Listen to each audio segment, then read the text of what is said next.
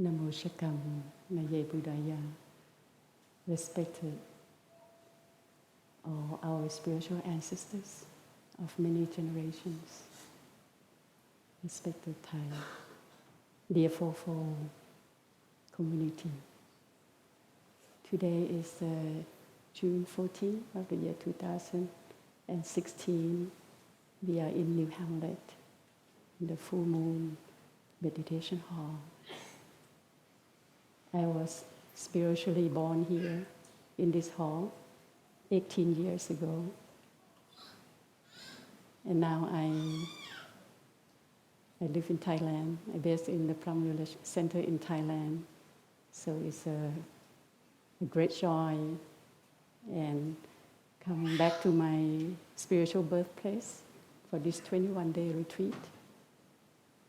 And it's a joy to have Shantum Seth, our friends, our lay Dharma teacher from India, to join me with this Dharma talk.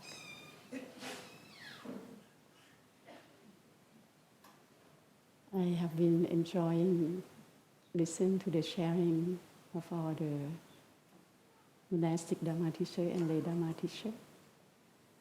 And each one of us have been assigned to say something according to the topic.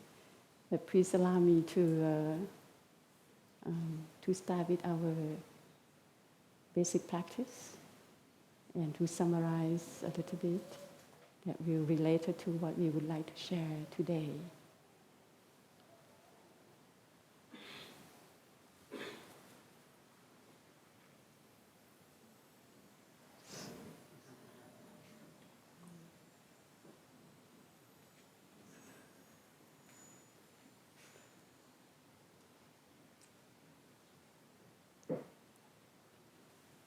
In the practice of Plum Village, we know very well that we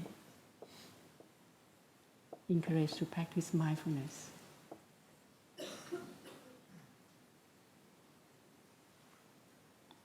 To practice the right mindfulness is also the practice of awareness. And from the practice of right mindfulness is also give rise to right contestation.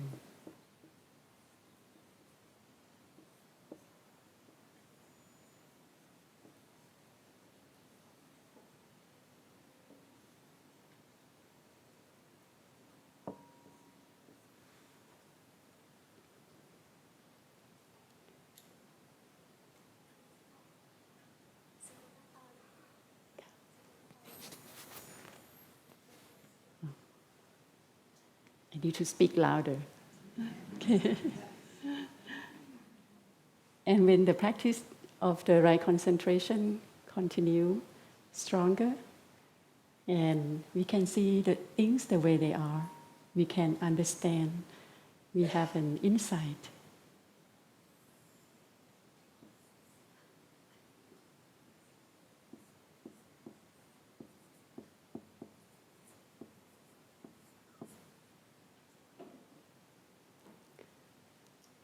The practice of insight also brings mindfulness.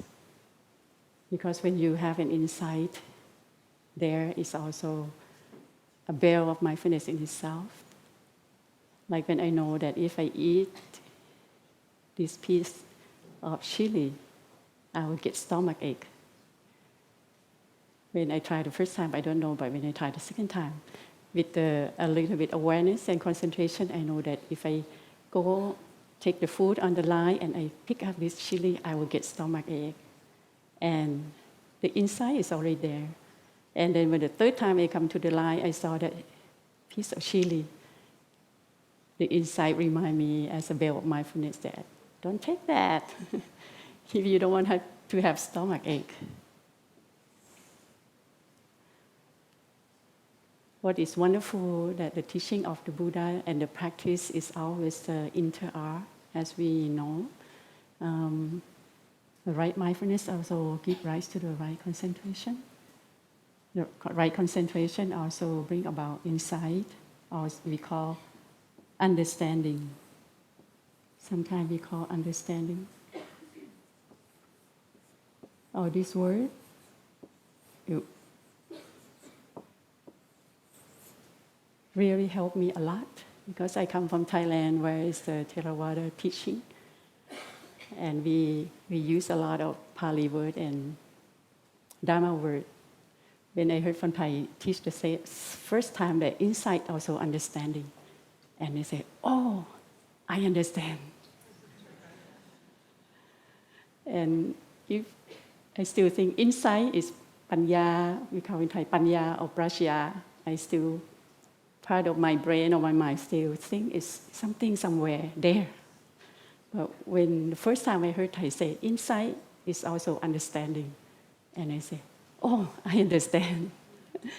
and as I say that when we have insight, also is bring mindfulness.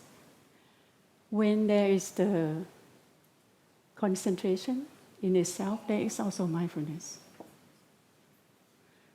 When we have insight or some understanding, they also that calm and peace and the concentration is also there. So this is the practice of three training that we all know. And we know that the practice of mindfulness, concentration and insight, they always inter-are. They're weaving together and they support each other.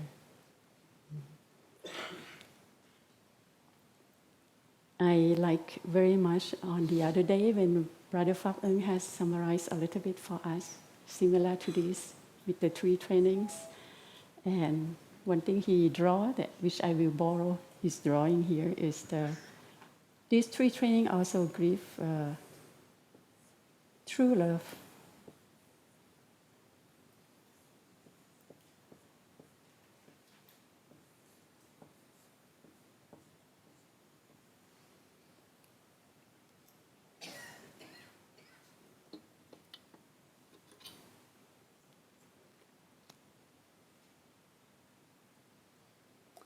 When I read one of the Plum Village chanting book, when I first, during the first year I met Thai,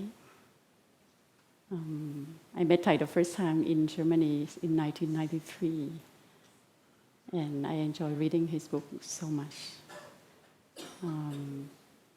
And one of the words that is really touched me is the understanding.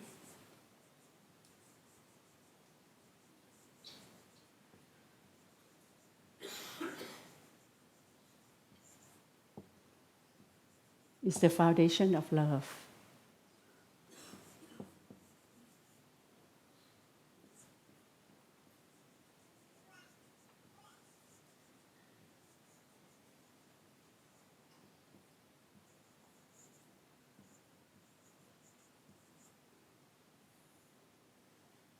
Understanding is the foundation of love.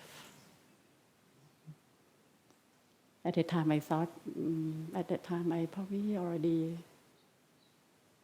32, and I thought, oh, if I know this earlier, I would not have to go through many love accidents. And because the understanding is the foundation of love, for me, all these three training is also the foundation of our true love, our big heart here. You know, when we were young, you think of love is something it's pink. It's something sweet. But actually, practicing love is very, very deep, very deep. And growing up in Theravada tradition, we not supposed to say love in the Dharma circle. In Thai we call rak. When you say love, it's always connected to worldly love, sexual relationship and all those kind of things. Lots of emotion. But love actually can be a true love if we have this foundation of practice. And love itself also is continue to grow. It's like a process. Because when we base on the understanding, it's the foundation of love. Our understanding grow every day, grow endlessly. As long as we continue to maintain the right mindfulness, right concentration. The first Dhamma talk when I listening to Thai's talk in Germany, in Oldenburg, in 1993, I was still a lay person. I have a chance to travel to Europe at that time. At that talk, I say, we should practice disgatha, as we just sang. I have arrived.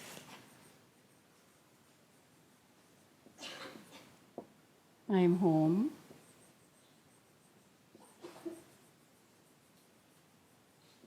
In the here.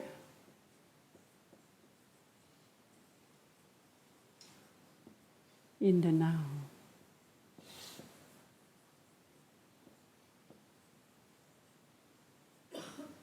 I'm solid.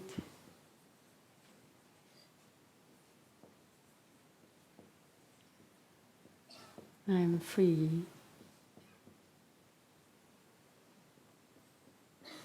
In the ultimate,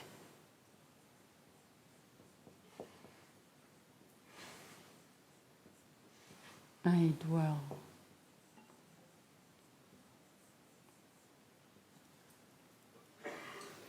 And I say that if you just learn to practice today, you also use this gatha, this poem. If you have practiced for 2 weeks, you also practice with this poem. If you practice already for 2 years, you also practice this. If you practice for 10 years, you also practice this. If you already become abbot, you also practice this. If you are high venerable, you also practice this poem. At that moment, it's really a breakthrough for me because I met Thai the first time, and growing up in Thailand, practicing in Thailand, even though you don't want to be in the level of your concentration or your practice. When I go to the retreat in Thailand and I came back home, people will ask, what level you are? What did you gain from your retreat? And I don't know what to answer. And deep inside of me, I say, why there must be a level? Why there must be that kind of hierarchical structure in the practice of the Dharma? And when Thai share like this, it's really, it's like the building collapse, the building of hierarchical of the practice of the Dharma. And I was so happy, I was so free. And until today, I still practice this poem. And what has been helped me a lot in the past year and a half, when Thai was sick. I was in Thailand. And, of course, when we heard the news, we always feel shocked, feel sad. And all I do, I come back to, I have arrived, I'm home. And I know that what I want at that moment is our peaceful energy. So I do everything, every moment, every step that come back to my home. Even though part of me want to be in France, I have arrived, I'm home, and I really bring my mind to the here and the now, and keep reciting this gatha.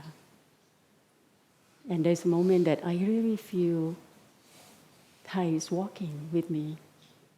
I feel very solid.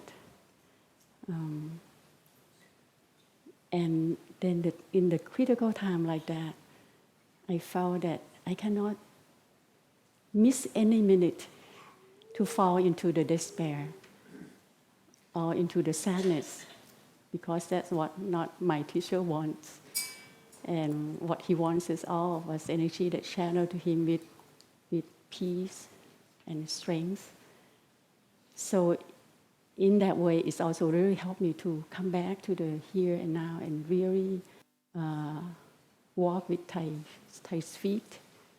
And when I continue to practice like that, it's given me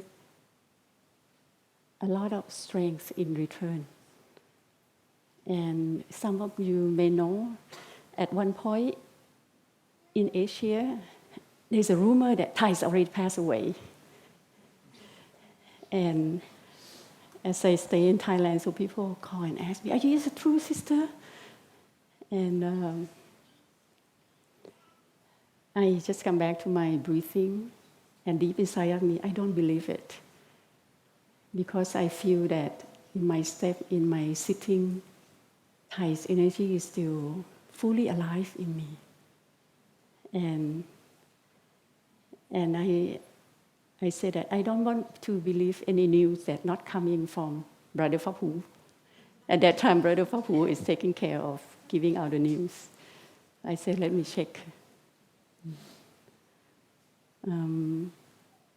I continue to practice like that. And one night, I feel that I'm in Thai embrace. It starts like a dream. Like I do hugging meditation with Thai. But I woke up with the reality. The energy of Thai is fully present. And I'm widely awake. And I was so happy. I felt at that moment is the moment of non-fear. I felt like we practice in the ultimate I dwell. When we really practice and really touched deeply, that moment I really felt that it's beyond the space and time. You know, Thai lying down in the hospital. I was in Thailand with all these 200 young monks and nuns. We have 100 young monks and 100 young nuns in the Plum Center in Thailand now. And I was really feel that Thai is with us. And in a moment like that, it feels like I don't have to go anywhere. I don't have to buy the ticket to come to France. It saved me a ticket. Actually, it saved the feeling of uncertainty inside. I feel so much peace, and I feel that I and us, we can touch Thai anytime, any place. And there are 200 monks and nuns in Thailand also. All of them cannot come here to see Thai. And when we practice that way, we feel a lot of peace, we feel a lot of solidity, we feel a lot of love. Because the love that has been cultivated from Thai and raising us up as a spiritual children, and it's continue to grow with our practice. And this makes me see that the deeper we continue to practice, the more understanding continue to grow, and the love also continue to grow. And it's never come to an end. It's always a process. By this time, I should tell you that the Dharma teachers in organizing team invite us to talk about love and understanding.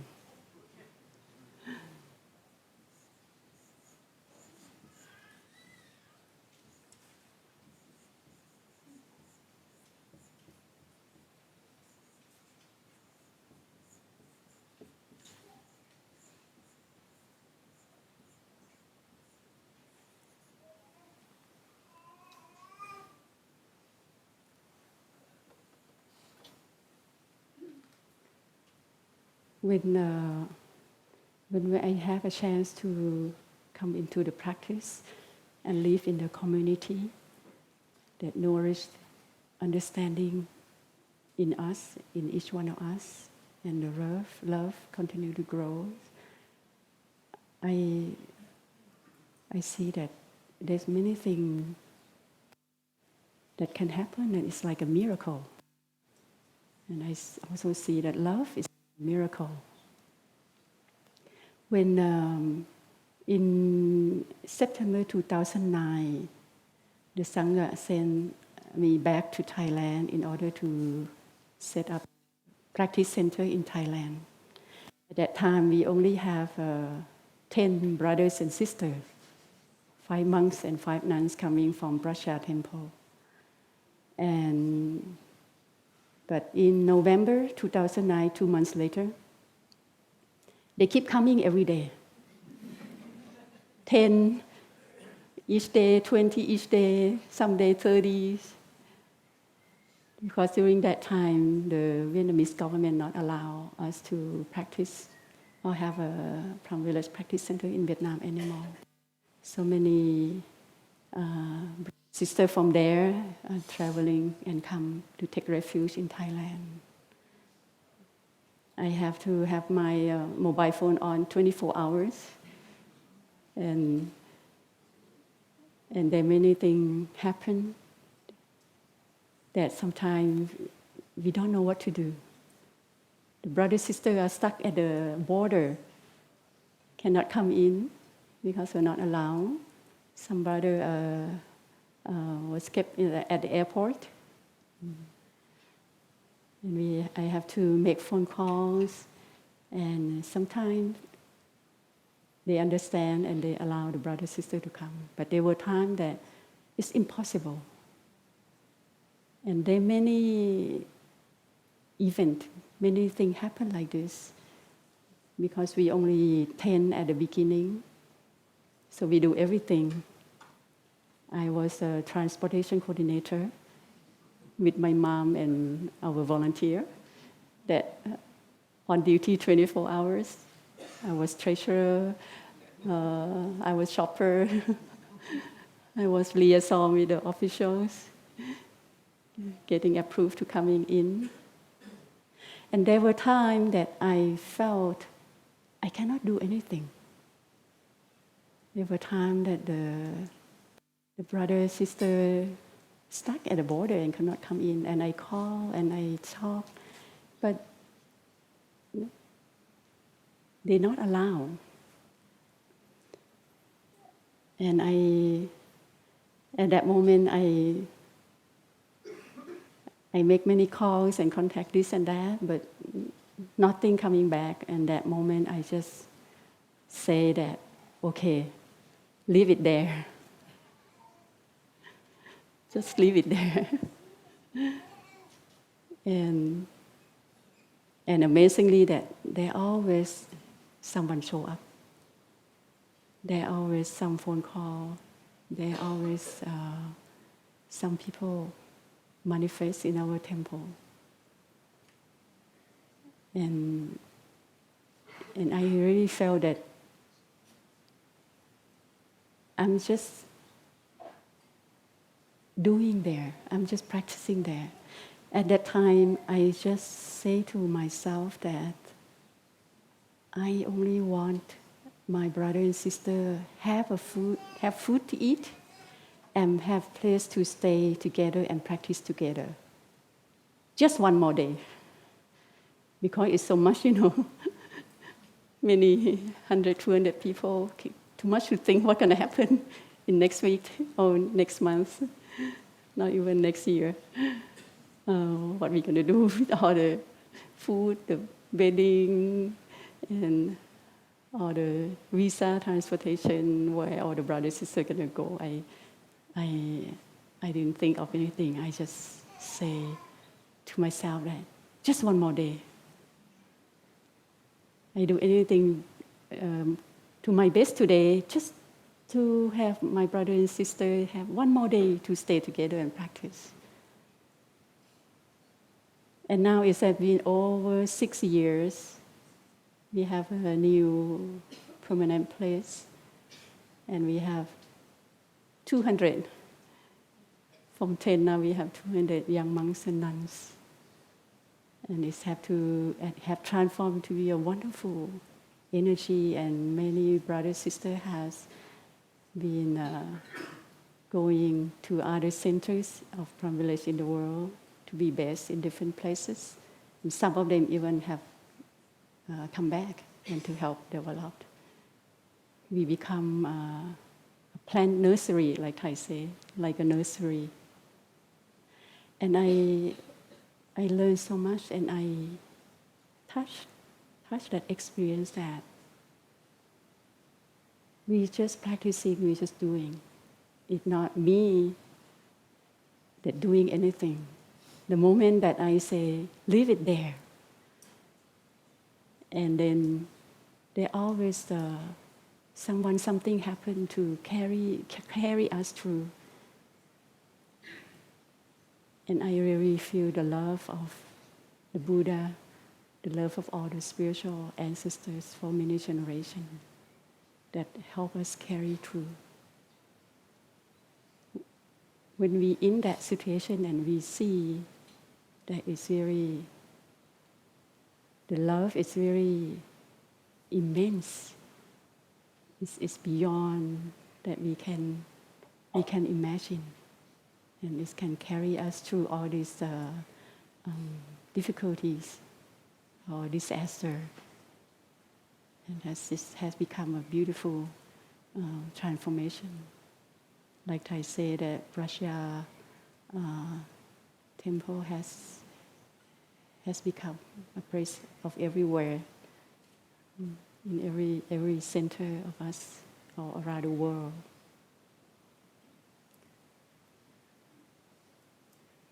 So for me, practice love and understanding is really come back to the basic practice of the 3 trainings and how we cultivate our awareness, our mindfulness every day, and how we really still live our daily life in the historical dimension. Some of you have to go to work, have to pay the bill, but how we live in the historical dimension with our practice, but we continue to be able to touch the ultimate dimension. We can touch Thai's energy, touch Thai's presence beyond time and space, everywhere, in us and in each one of us. One of the aspects of the mindfulness is also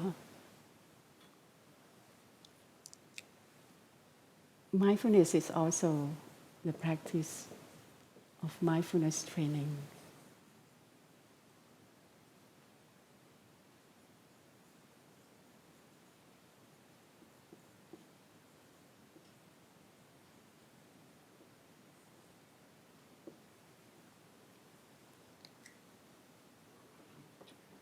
Mindfulness training, or we call sila in Pali. Mindfulness training for me, is the concrete practice of mindfulness.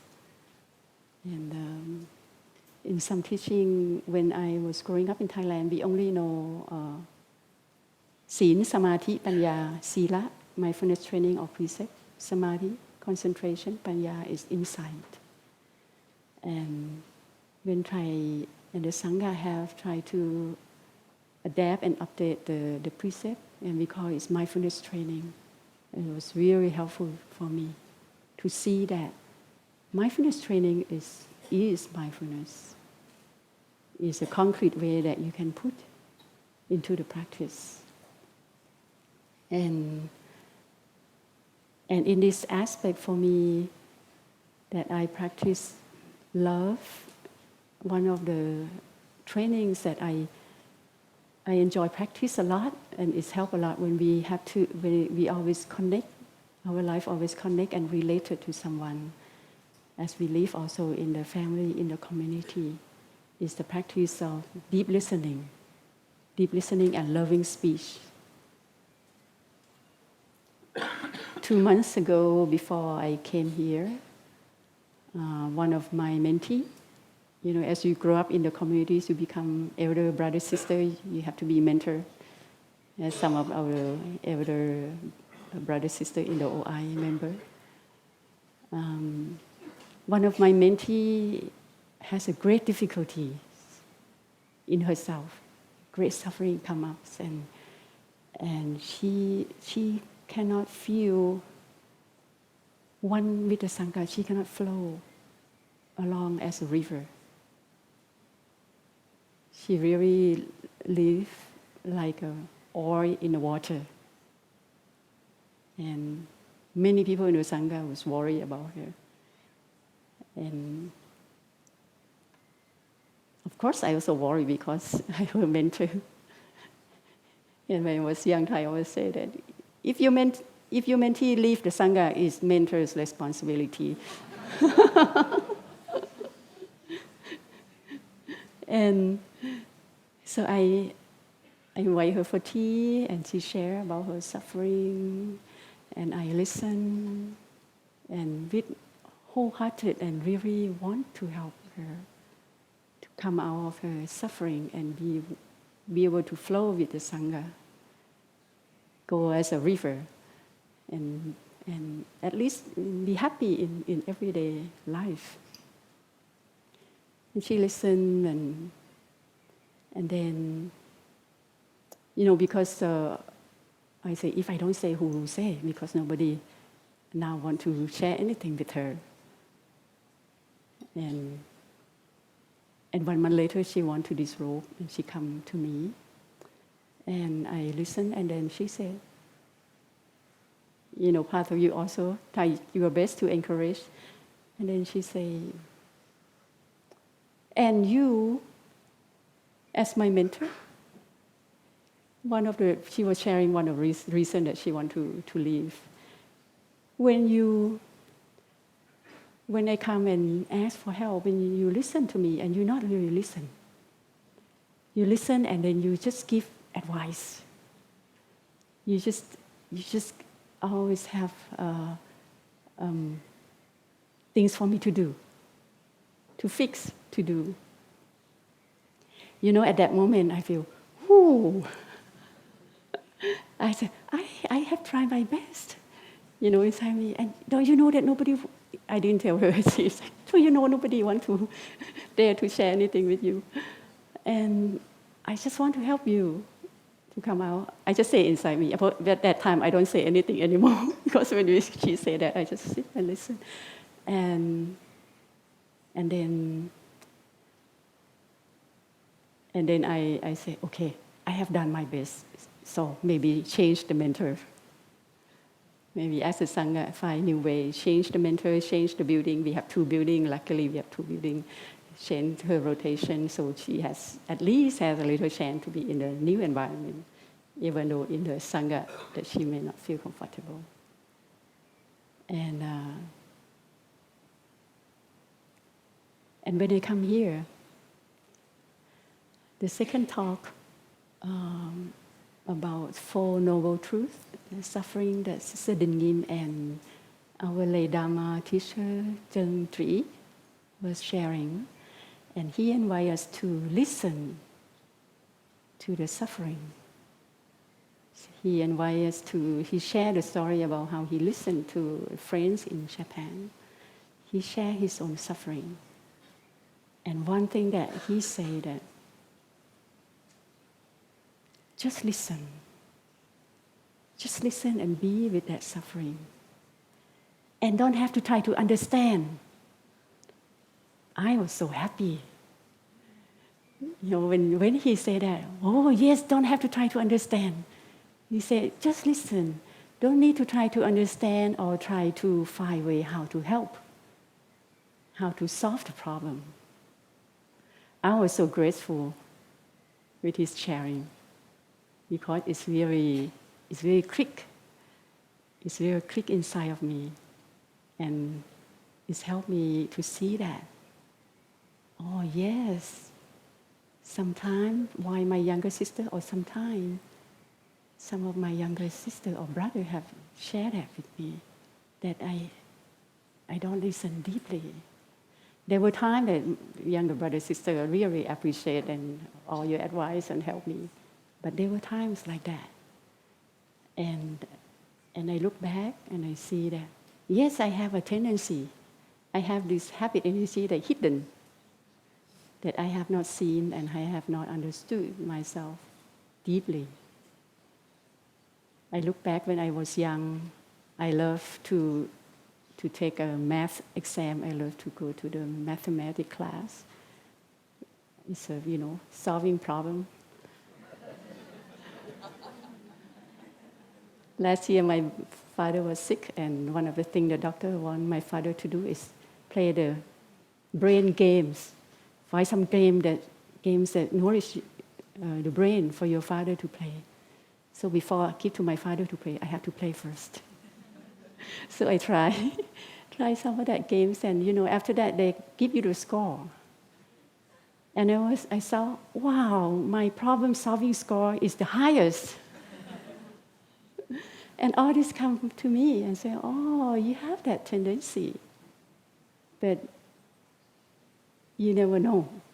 Maybe sometimes I know and I think it's good.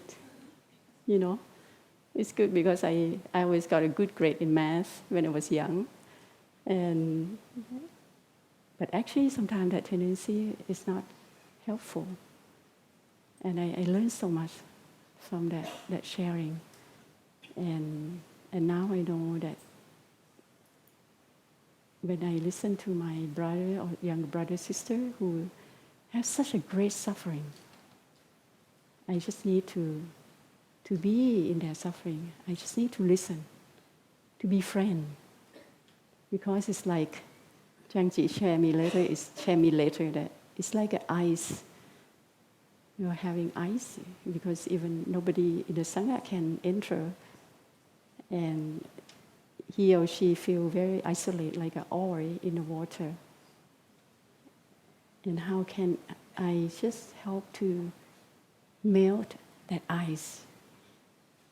But and of course, she probably wants someone that to be with her. We don't take side, but in a way that feeling to be on her side.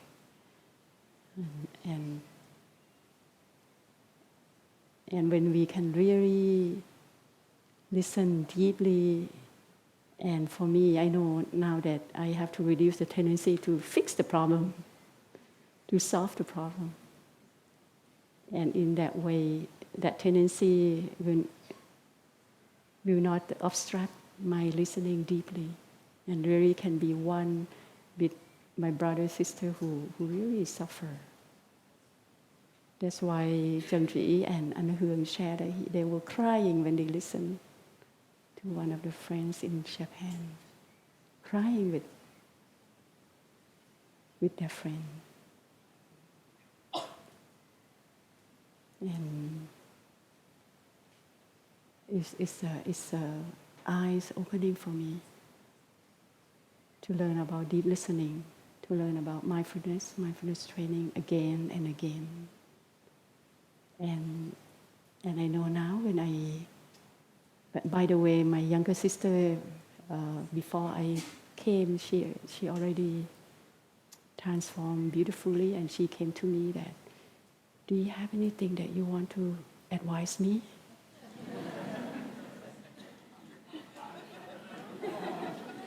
It's beautiful, you live in the Sangha, everyone practice and everyone transform. And she even transformed before me that part. When I arrive here, I see my part.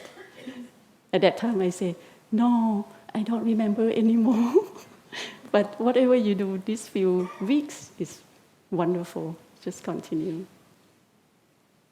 But I know next time if I meet in that situation again, I will tell my little happy energy of problem solving that sit still. Let me open my heart. And if I fail again, some brother sister come and say you don't listen, then I will know that okay, I have to try again. Not like before that I say, okay, enough. I have done my best to change the mentor. For me, love and understanding is grow like that. And it never stops. It's continue. And it just grow deeper. And coming here just for myself for this retreat to find that hidden habit energy, that tendency in me is already such a great gift. To walk on the path of love and understanding. There also, in true love, there are also 4 elements. It's the metta, or what we call loving kindness.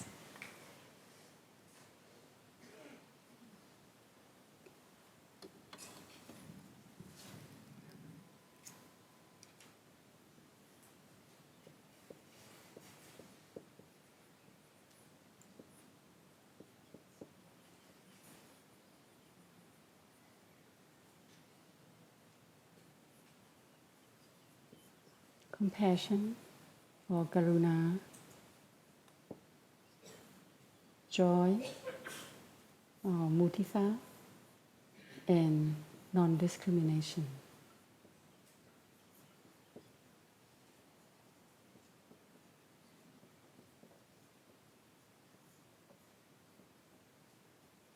This is the 4 elements of true love, which I will invite Brother Shantum to share more later.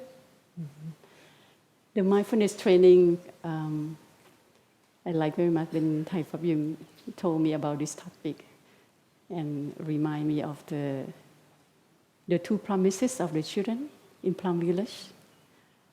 When the children come to Plum Village, they practice 2 promises, and they have a ceremony to receive 2 promises, which is love and understanding.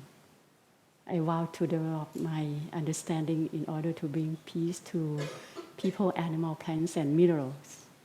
I vow to develop love, compassion, in order to protect life of people, animal, plants, and minerals. So actually, love and understanding is very, very basic, but very deep. Even the children take it for 2 promises. And some of our brothers said, even we already take 14 trainings or 250 precepts or 340 eggs, have you continue to base on these 2 promises, the love and understanding. Practicing the trainings, also practicing love. It's like we hold the rose. It can be pink rose because it's love, but how you hold it very beautifully, that it's not fall down or you don't smash them, not too tight, not too loose, and allow the fragrance to always be there. And practicing the mindfulness training is not restriction, and it's a practice of awareness and continue to cultivate our understanding and love. I'd like to invite Brother Shantum to share.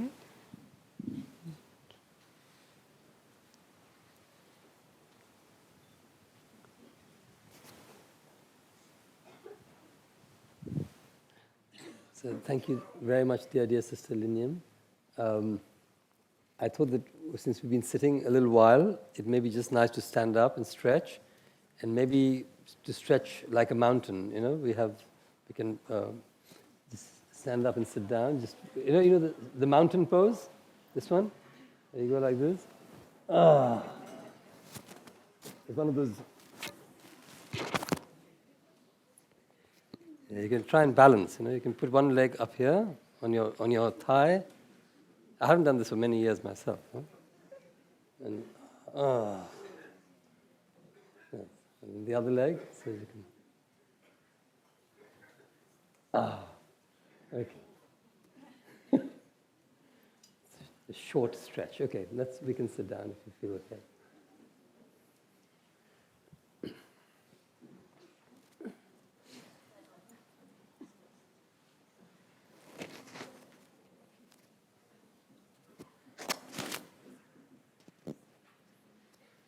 So they often call that the tree pose, but since we are on Vulture Peak now, it's nice to have a mountain pose.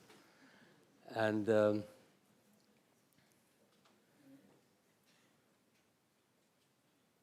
I think some years ago I asked Thai in this room, you must come to India, Thai. And he says, India is here. And I feel like that Vulture Peak is here. The gathering, as I just come out of the car or come out of the toilet or come out of anywhere, I just arrive, and this is a great holy gathering. It's like a gathering which was happening at the time of the Buddha in many places around India. When the Buddha would come, people would gather, and Vulture Peak was one of those gatherings, those gathering spaces. And in many ways, I feel it's like a collection of bodhisattvas. Just, the calling has come, and people just gather. And I think in that, we are very blessed to be here. And we've come from 11 directions.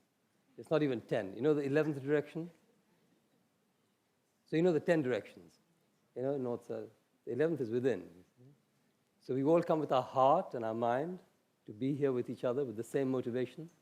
So I think it's very nice to be here in that zone of togetherness, and really as a holy Sangha.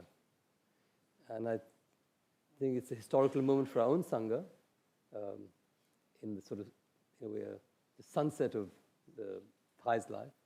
But I think also quite historical in times of the Buddha Sangha, how Buddhism has renewed itself through this practice in this OI order, the Tibetan order. And I feel just the fact that Sister Linh Nghiem and I are sitting here, a nun, a layman, teaching monks together, and lay people. This is a revolution. This is a real revolution in the Dharma field of 2,500 years. And I think we understand it intuitively. We've understood it intuitively as human beings, but because of segregations and ideas of discrimination, we have not been able to integrate that. And I feel that this Sangha does that very effortlessly. And so I'm very grateful that we can share with each other in this very open and free way our own ideas, our own insights, our own practice. In fact, it was interesting. I was watching Sister Tuenium yesterday giving her talk, and behind that there was this word gratitude. But it never struck me that the word attitude is inside gratitude. And I thought, it's just an attitude. And it's a wonderful attitude. And I really feel that when I come to Plum Village, or when I receive the teachings, or when I am with friends, it's really a sense of gratitude, a sense of really a fulfillment of my heart. And I think that, when my children, when my children go to bed, when they used to go to bed earlier, every night we used to say, so what are you grateful for today? Now they say, it's okay, I want to read my next Harry Potter novel. So being here is very much being on Vulture Peak. I think every step we take, every move we make, but every step we make is on the peak. We are arriving in every moment. And I just feel that this is that space where we can do that without actually having the mind of getting somewhere, being somewhere. And it's not often that many of us lay people can do that. We try in our daily lives, and I think when we come to a place like this, that gratitude wells up, because I feel many of our monastic brothers and sisters and also our lay long-term residents really make this place manifest. For many of us, it's a refuge, it's our spiritual home, and it also informs what we want to do in other parts of the world. There are people here from Kenya, from Hawaii, from Thailand, India, all over the place. And I think Plum Village, or what I see as the manifestation of Vulture Peak and Plum Village in that way, informs for me or gives me that hope that we can do this everywhere in the world. The world can be like this. And there's no reason we can't be, because of just the diversity of who we are and where we come from. And we're not special. We're just, ordinary folk who do our thing. I think in some way I was thinking, what are we doing here? Why did we come? And I feel it's a lot to do with also trying to get together and understand what are the core tenets and teachings of this tradition. And very kindly, I don't know, some of the brothers and sisters, maybe Sister Janduk and others, have put together the 40 tenets, which have come, I think, earlier from a Vietnamese translation, and also the 12 points. So I think everyone's got that. Everyone's got the 40 tenets and 12 points. That is part of, I think that is part of the intentions of this gathering. And so when I read, so when I was given this topic, just before I left India, I was sitting in the TGV thinking about what I'm going to talk about. I read it through, and it sounded very different to what Sister Linh Nghiem got from it.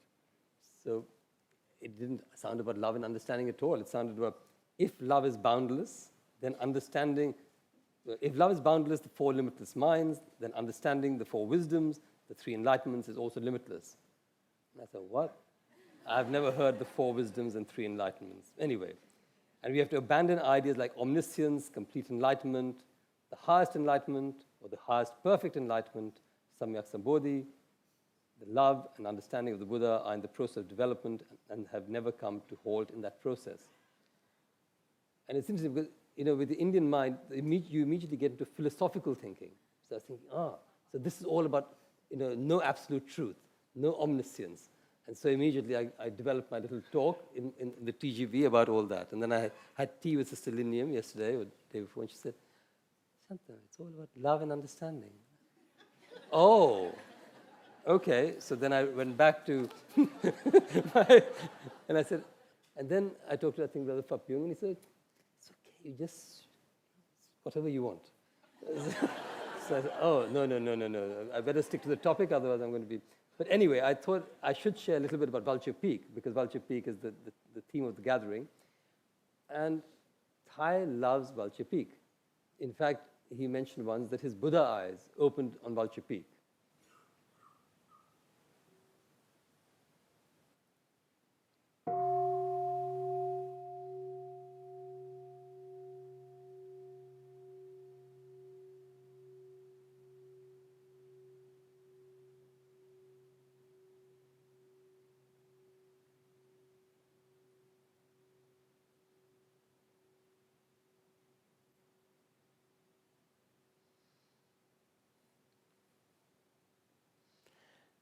So in 1988, I got a phone call from Sister Chung Kong saying that Thai and the Sangha, a few group, would like to come to India to go to the Buddhist places, and that they have an itinerary they've already worked out.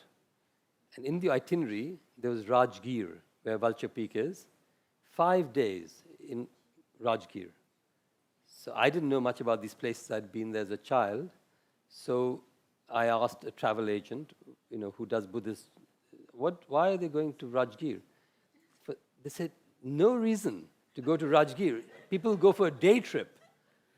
No, but anyway, so Thai and the Sangha came, and we spent this wonderful time in Rajgir, going up the mountain before sunrise, coming after sunset, going into the caves, drinking tea, hanging out. And I realized that this was the place where Thai really loved, the way he walked on that mountain. It was just the Buddha was emerging after 2,500 years. And it was also there that Sister Chan Kong and Sister Chan Duk and Sister Chan Vi got ordained. So it was, in a way, the first ordinations, I think, outside of Vietnam in the Sangha. And then there were 5 people who got the order into being. There was Arnie and Therese and I think some other people. And then few of us got the 5 trainings, including my brother Chi, who is here. He's young at 86. He was there. He got the 5 trainings. I took 4 at that time. Wasn't quite ready. And, but it was, it was interesting how that place grew on me. And every time Thai comes to India, I ask a lot of questions. I used to ask a lot of questions. So my question at that time was, I was sitting in the bus with him, and I said, Thai, with all this spiritual practice, how can one be in many places at the same time? So he looked at me and gave his little smile, something like all in good time, So that was, I think, his answer that time, because now we realize that there is no, we are everywhere. But at that point, I was I was thinking that spirituality has a lot to do with magic. And I'd come out of an interesting tradition. If I have time, I'll tell you about that. If I start speeding up, this is a very Indian habit, we start. So please feel free to just say, slow down in Chinese, or whatever language. Do some more, a lot more.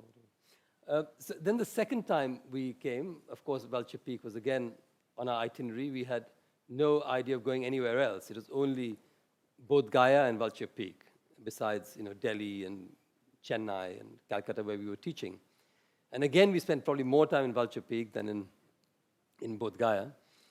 And all the brothers and sisters said they want to get reordained in a sort of way. So everyone had their head reshaved on Vulture Peak. So for this Sangha, it became, for me, so this is where everyone gets ordained. Here's Vulture Peak is the ordination space for the Tipian Sangha.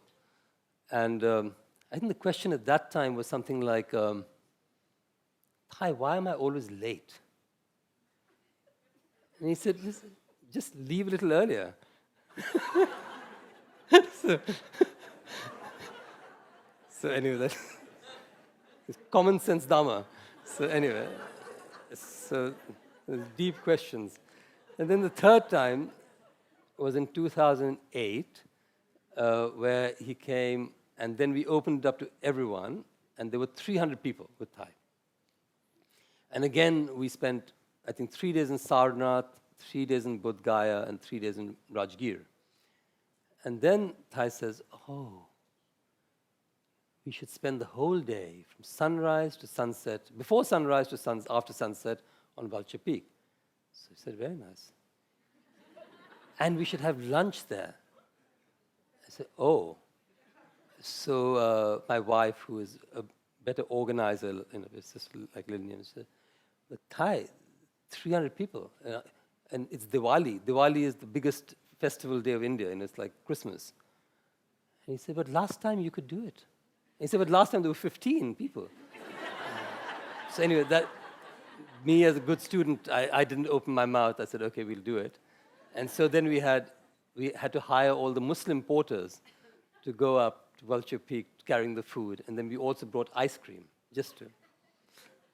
So it was one of those beautiful days again. And again, I think many of the brothers and sisters had a little of their hair shaved. And, she's giving the same design. Okay. And Thai hung out on a hammock all day. He hung a hammock by Vulture Peak. And as we walked up, and now every time I go, because I go many times, I see Thai just hanging on the vulture, on that hammock. The hammock is still there, in my mind. But it's beautiful. He's just hanging out, loving the place. So I feel it's very appropriate to have this name as Vulture Peak Gathering. I don't know who thought about it, but I think it's a very nice way to bring the Sangha and Thai Sangha. Because what we are really is is a sort of working canvas of Thai. I mean, in many ways. We are co-creating, hopefully, that canvas, but many of us have come because of our association or love or with the teachings, and I think this is what, it's a very beautiful canvas, and I think it happens with everyone. I mean, so many, I mean, without this Chang Kong, this place doesn't happen either. So it's a co-creation, a master co-creation. But I think without all of us, I think it's a co-creation. So I feel that, but we can also develop that in the long term, how we want to develop it. And it's now become a global Sangha. So it's really up to us how we, culturally assimilate this into our own cultures. And the Buddha Dharma has always been like that. It hasn't had a pope in that sense. It has always allowed itself to merge into the cultures of different countries, different civilizations, and that's why it survives. And so when I saw this photo for the gathering, which was of a monk sitting watching the sunset, I mean, no guesses for... You saw that photo?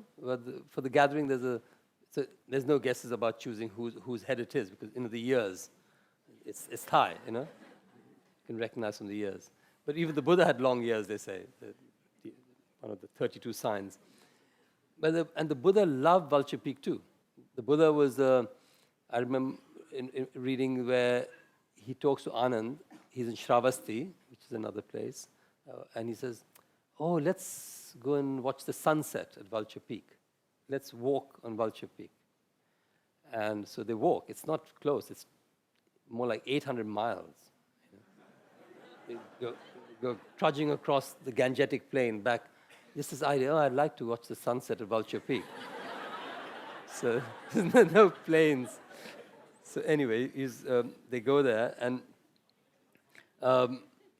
he gives so many different Dhamma transmissions. I mean, some of the famous ones we know are for our own tradition. He holds the flower for Mahakashyapa, the flower sermon in silence, often considered the Zen master Buddha, holding the flower, and Mahakashyapa gets the transmission. And so in our Zen tradition, it's a very important place that transmission took place there, sort of the direct transmission of this is it.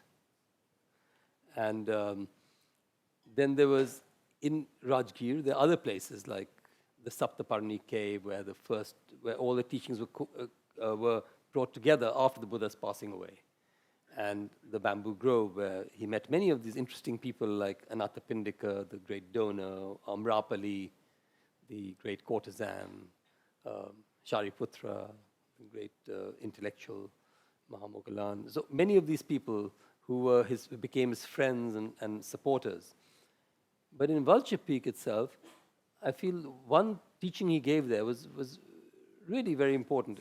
It's called the Diganakha Sutra, where Shariputra's uncle, who was the great intellectual, comes to the Buddha and says something like, I don't believe in any ideology, theories, philosophies. And the Buddha is sitting there calmly and says, do you believe in your non-belief? And he says, oh, what do you mean? And of course, a belief in a non-belief is also a belief. And so he then asked the Buddha, what do you teach? And the Buddha says, I don't teach a philosophy or an ideology or a doctrine. I teach a path of practice. And this path of practice, if you practice, you will attain your own awakening. It's a direction I give. And then he gives this analogy of taking the finger to the moon and saying, don't get caught in the finger if you want to get to the moon. So this is just a pointer, a direction of nirvana. And in fact, nirvana is every step along the way. It's not even getting to the moon. So this is a sort of teaching the Buddha is giving there. And because many, many practices, Buddha was not the only teacher at the time. There were many practitioners, many teachers, many philosophers at the time. And in fact, the Buddha meets a young Brahmin man. Brahmin was one of the higher castes in India. And he says, what is your practice? And he says, my practice is to be with Brahma, the creator God, to be in the Brahma Loka, the realm of Brahma. after I die, because that's a heavenly realm. And he said, but why don't you, what are the qualities of Brahma? And so, like Sister Linh Nghiem pointed out, he points out these 4 qualities of Maitri, which is love, and Karuna, which is compassion, and Mudita, joy, and Upeksha, which is equanimity or non-discrimination. And he says, well, why don't you practice this here and now on this earth, and you can be with Brahma? Why do you have to wait till you die?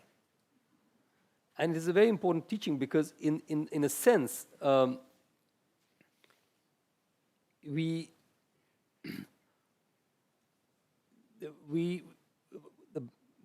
they're called Brahma Viharas, the dwelling space of Brahma.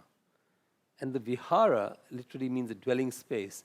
And I feel sometimes, not feel sometimes, I feel all the time, that when I come to Plum Village, this is a Brahma Vihara.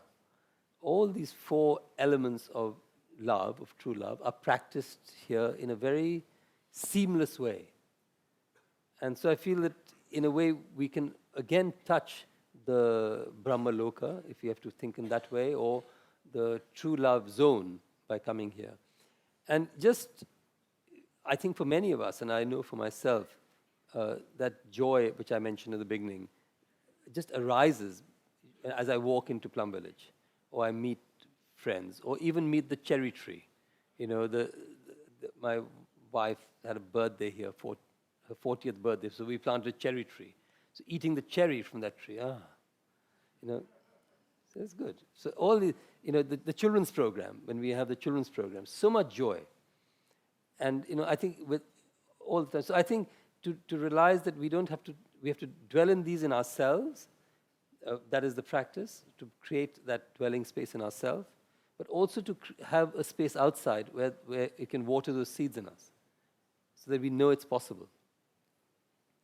And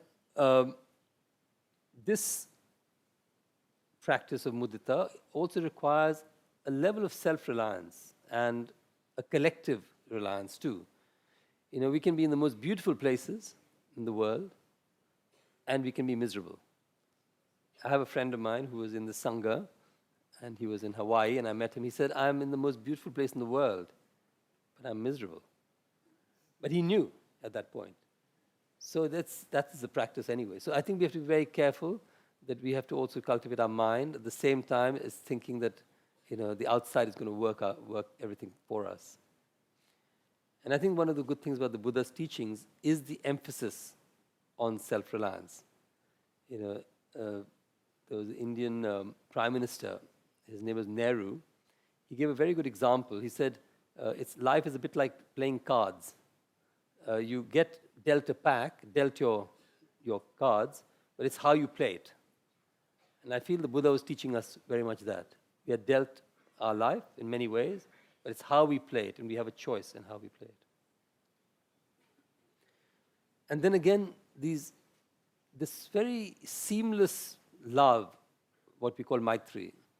I mean, from the time when I arrived at the station and somebody had to go to Lower Hamlet and the bus was going to Upper Hamlet, without a question, the brothers said, yeah, we'll go to Lower Hamlet. We'll drop him on the way.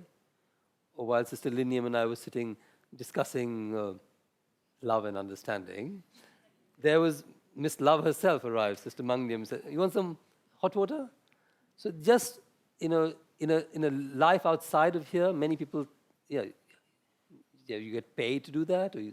But here that love is very seamless. Pardon. No. It's my French friends. Okay, Shanta.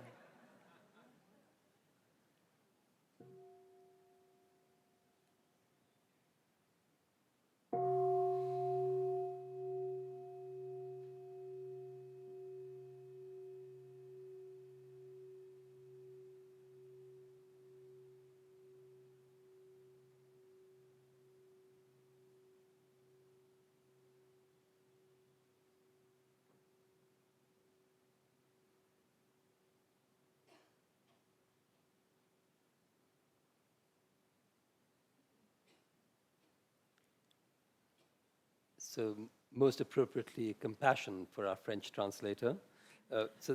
Because, and again, you find I actually arrived here and my Italian translator. I arrived here with a very bad throat and cold and fever. And I've been very blessed. Everyone's been giving me turmeric and something else. It's just expressions of compassion and love which come without even without asking. But of course, just so I think this environment here allows us to have that. And I feel that that image of Avalokiteshvara, of the 1,000 arms and an eye in every palm, is very much like Plum Village. That Plum Village manifests Avalokiteshvara in many ways. And it doesn't have to be this one person, it's just the Sangha. And I feel that the compassion is so imbued in our community. Just Thai coming here, I mean, just making the effort to come. I mean, for over 50 years, teaching us breathing in, breathing out. And we forget, mindfulness, concentration inside.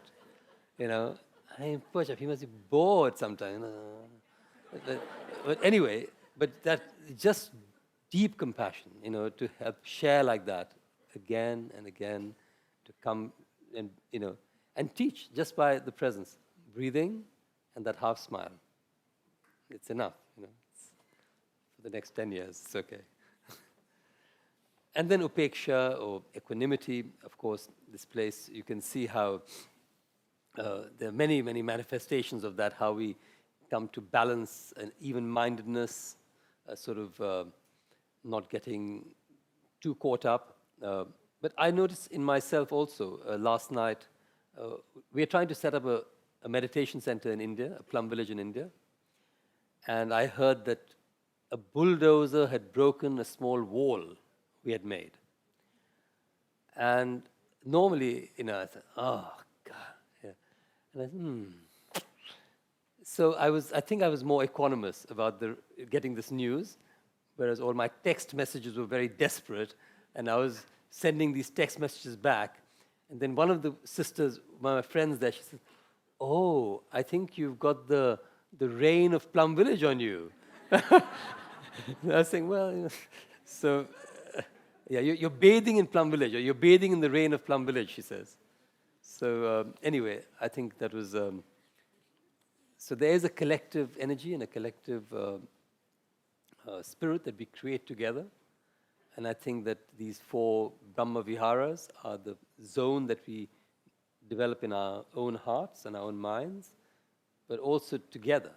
And we can see this in our own families. We've had so wonderful teachings of how to take the same Plum Village tradition teaching into our home, whether it's practices like beginning anew, or just doing things with children, or with our parents. So many wonderful teachings that have come out of this tradition for us. So I really feel that Plum Village exists everywhere where we exist now. And of course, this is a way of reminding us to come to this geographical Vulture Peak Plum Village. And this Plum Village is also a place where we don't get too caught up in our teacher, even though we seem to sound as if, we're like Thai. But Thai is always pushing it back to us. It's, none of this, so no idea of omniscience. And in one of my traditions I was in earlier, there was too much God and too much guru, and the guru was like some omniscient being practically. And so I think this, having this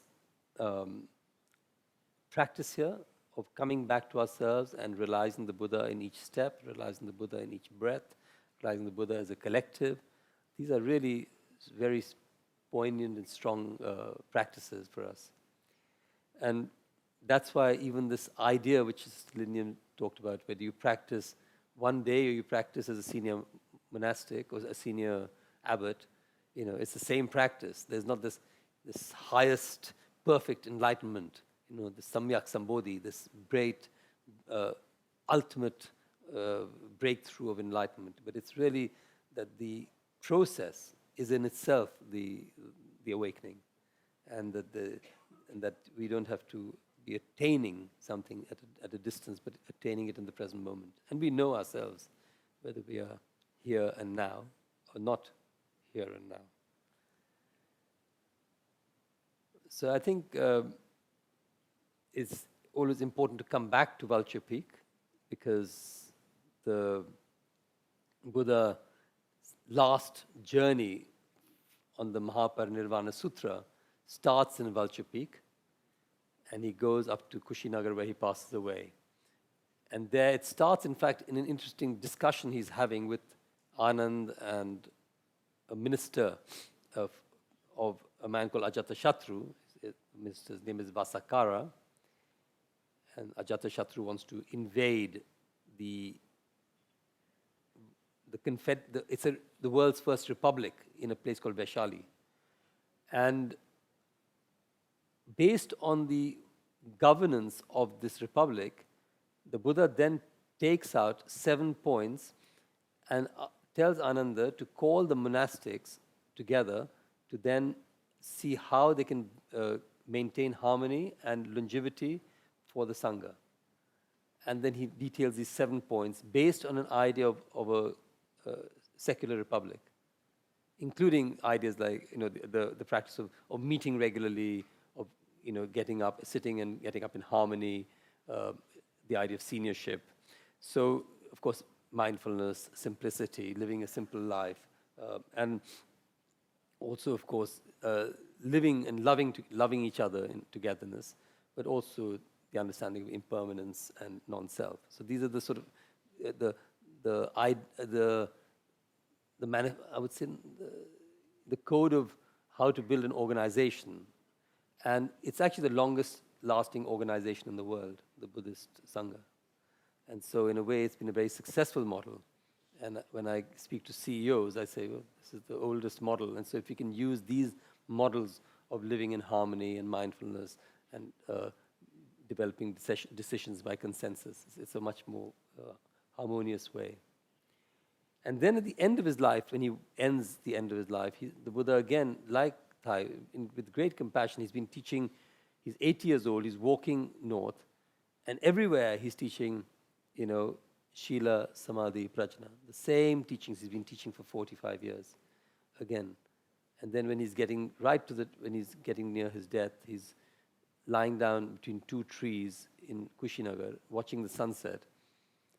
And he asks all the monastics in front and some of the lay people, is there anything unclear about the teachings to overcome suffering and attain liberation? And there's silence. And that means the teachings are well understood. But he asks a second time, and he says, is there anything unclear about the teachings to overcome suffering and attain enlightenment or attain awakening? And he says, if you're embarrassed, ask your friend to ask. Again, there's silence. So he asks a third time, and he says, don't say later that you didn't ask your teacher. And I think in some ways we've come together as a gathering for that, to really look at these 40 tenets and 12 points and see together, is this what we have come to after our tradition has come for so long?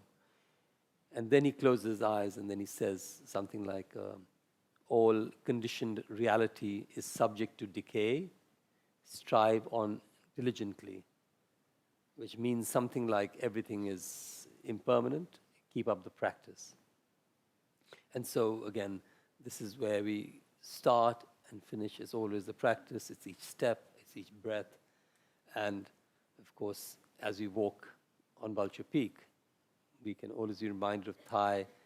For me, just walking on Vulture Peak, each step, like he walked in Great Wall of China, or in Vulture, each step is like a holy moment, and another. And then it doesn't have to be Vulture Peak, it's here. So I think that's, for me, a great strength and reminder of my own practice. And I think if we come together and help each other, that we see each other practicing like that, then we are helping each other to manifest Vulture Peak and the great gathering.